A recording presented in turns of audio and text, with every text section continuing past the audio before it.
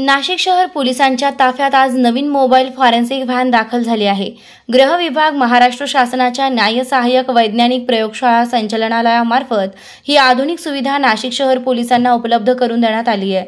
नवीन फौजदारी कायद्याची अंमलबजावणी होत असताना गुन्हे शाबितीचे प्रमाण वाढावे आणि तपासात वैज्ञानिक पद्धतीने पुरावे गोळा व्हावेत या उद्देशाने ही व्हॅन उपयुक्त ठरणार आहे। गंभीर आणि संवेदनशील गुन्ह्यांच्या घटनास्थळीच ही फॉरेन्सिक व्हॅन जाऊन तपास करणार आहे। त्यामुळे गुन्हे उघडकीस येणे आणि दोष सिद्धीचे प्रमाण वाढणे सोपे होणार आहे। 27 ऑगस्ट रोजी पोलीस आयुक्त कार्यालयात संदीप कर्णिक, पोलीस आयुक्त नाशिक शहर यांच्या हस्ते मोबाईल फॉरेन्सिक व्हॅनचे उद्घाटन करण्यात आले।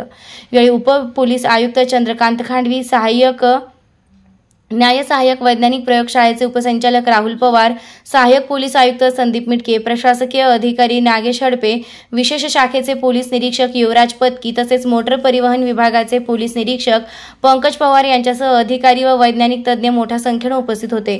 या मोबाईल फॉरेन्सिक व्हॅनमुळे नाशिक शहरातील गुन्हे तपासात गती येणार असून न्याय प्रक्रियेला एक नवे बळ मिळणार आहे।